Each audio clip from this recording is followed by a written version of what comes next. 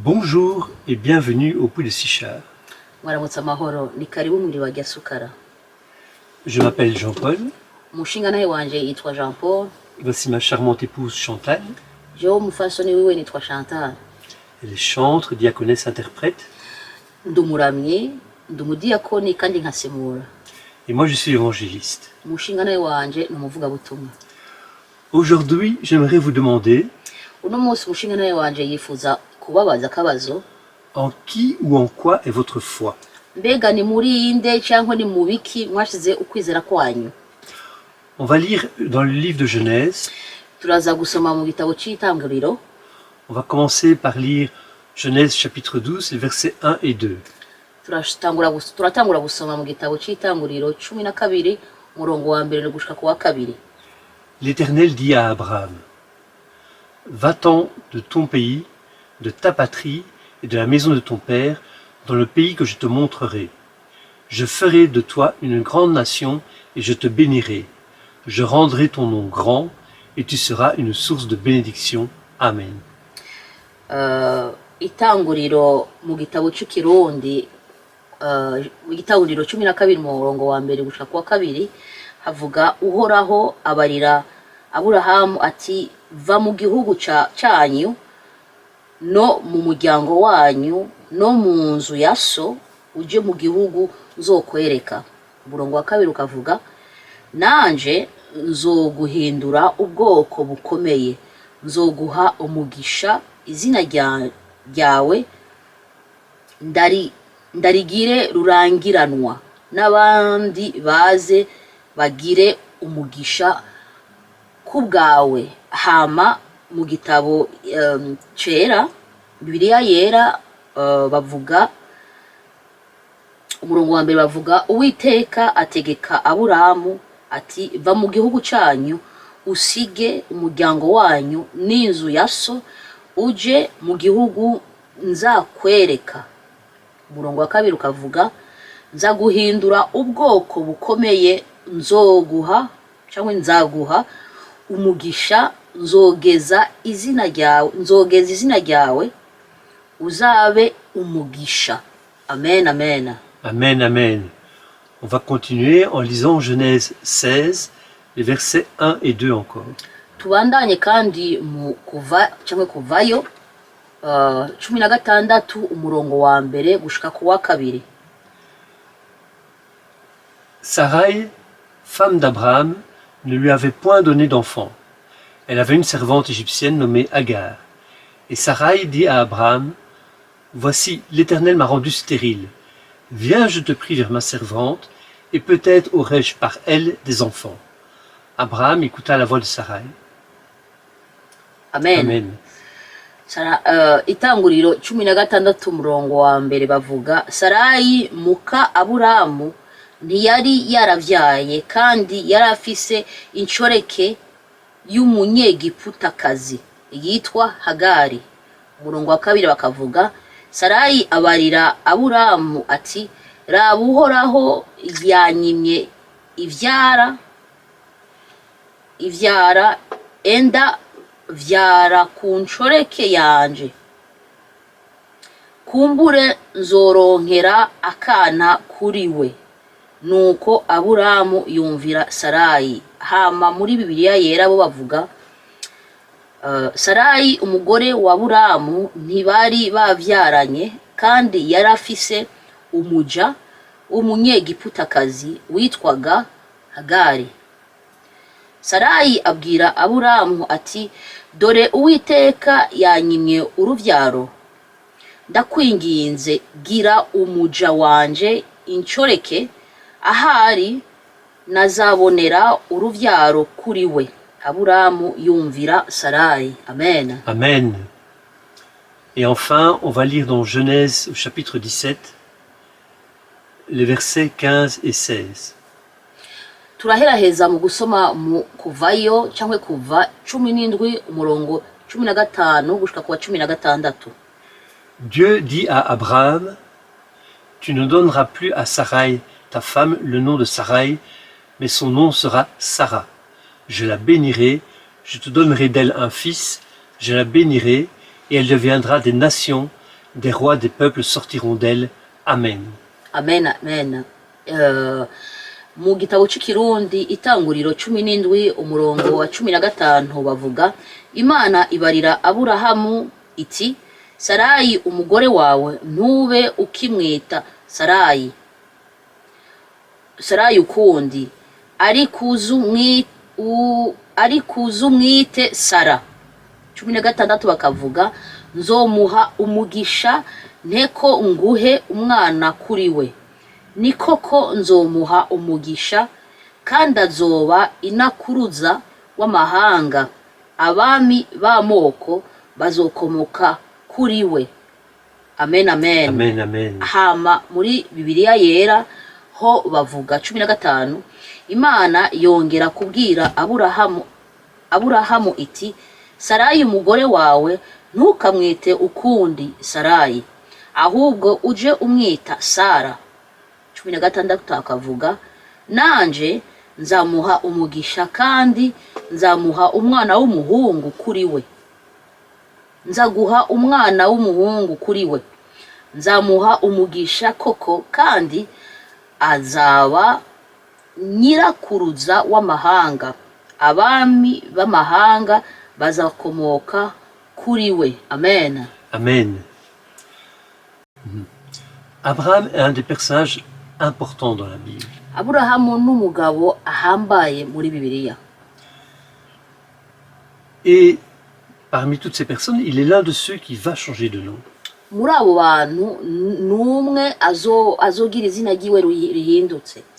Et la particularité d'Abraham, c'est que ce changement de nom, il est imposé par Dieu. Kandi ibitandukanye kuri Aburahamu, izina yahinduye ntabwo riva ku cyifuzo ciwe, ni Imana yamutegetse kurihindura. Et dans la Bible, quand Dieu change le nom d'une personne, kandi muri Bibiliya iyo Imana ihinduye izina ry'umuntu, cela annonce souvent des grands changements dans sa vie. Ivyo vyerekana impinduka ihambaye mu buzima bwiwe. Et donc, Abraham, au début de l'histoire, il vit chez son père. Mu ntangiriro y'aya makuru, Aburahamu yaba kwa se wiwe. Et il reçoit de Dieu cet ordre, quitte ton pays, et une promesse, je ferai de toi une grande nation. Yaronse iyo sezerano rimubwira va kwa so ugende nzokugira ube umukuru w'amahanga. Va kwa so ugende nzoguhindura ubwoko bukomeye. Et Abraham obéit. Aburahamu yaragamburutse. Et dans la suite de son histoire, Hama uwandanya usoma inkuru yiwe, on constate que Abraham témoigne d'une grande confiance en Dieu. hari igihe uca usanga uza kubona yuko Aburahamu yatangaje ukwizera yari afise ku Mana.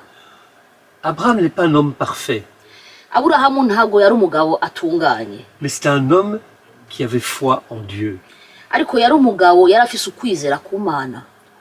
Pourtant, Ariko progressivement, buke on voit que sa foi commence à glisser. hari ahantu ubona yuko ukwizera kwiwe gutanguye kugabanuka. Seigneur, je vieillis. Mana ndashaje, Ma femme aussi vieillit. n'umupfasoni wanje arashaje, Et on n'a toujours pas d'enfant. kandi kugeza ubu nta ruvyaro dufise.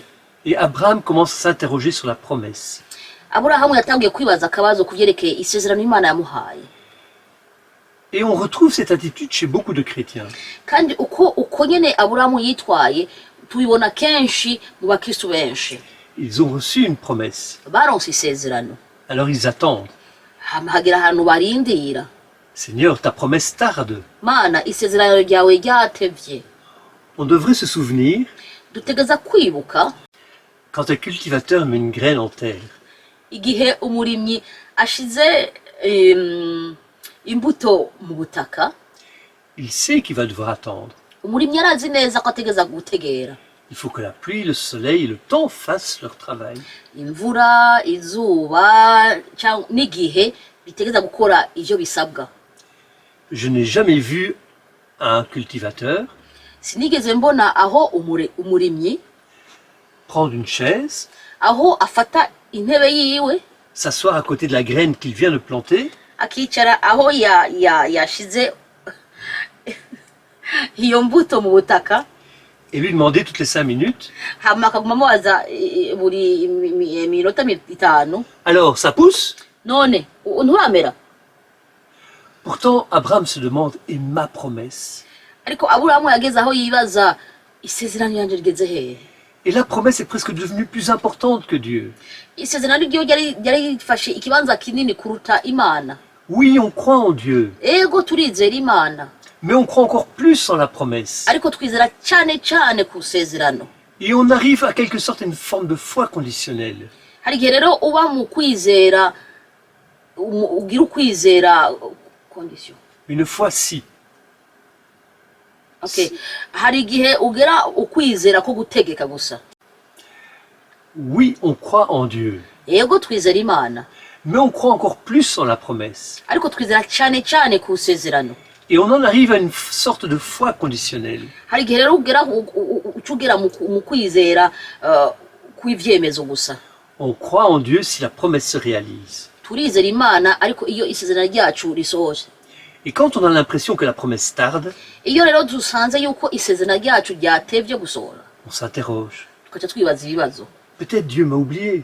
Usanga Imana yanyibagiye. Peut-être que moi je devrais essayer quelque chose. Usanga jewe hari ikintu ugerageza kandi. Et Abraham et Sarai, c'est exactement ça. Aburahamu na Sara nuko nyene vyagenze. Ils vont essayer d'accomplir eux-mêmes la promesse. Bagerageje bonyene gusohoza iryo sezerano. Dieu est grand, mais il est trop occupé. Imana irahambaye ariko nta kanya kenshi ifise. Tu as prié, tu voulais te marier, Wasenze ushaka ko bagukwa canke ushakwa, ou tu cherchais du travail, canke uri kurondera akazi, et Dieu n'a pas répondu. ariko Imana ntirakuyishura. Alors, tu épouses celle qui n'est pas la promise. Hama ukaca usanga ugiye gushaka canke ugiye gukwa umugore atari wo mu isezerano ryawe, Tu canke prends, ugashaka umugabo atari mu isezerano ryawe. tu prends un travail qui n'est pas celui que Dieu te destinait. Ukagenda gukora mu kazi udafise ububasha cyangwa akazi Imana itakweretse. Sarai va dire à Abraham, Sarayi yagiye kubwira Aburahamu, j'ai une servante, fais-lui un enfant. ndafise incoreke, urashobora kugira umwana nawe. Ce sera ton enfant. Uyo mwana azoba ari uwawe. Abraham aura ainsi Ismaël. Aburahamu acaronka Ismaeli. Et la servante commencera à se croire plus grande que la femme. Hama iyo ncoreke izoca yibona nko kumenga irahambaye kurusha uyo mufasha wa Aburahamu. La foi dans la promesse est grande. Ukwizera mu sezerano kurahambaye. Mais la foi ne doit pas être dans la promesse. Ariko ukwizera gutegereza kutaba mu isezerano. La foi doit être en Dieu. Ukwizera kwawe utegereza kuguma ku Mana gusa. Crois en celui qui peut accomplir la promesse. Amen. Izera uzosohoza iryo sezerano. Beaucoup de chrétiens aujourd'hui Abakristu benshi muri iki gihe courent derrière les prophètes et les prophéties.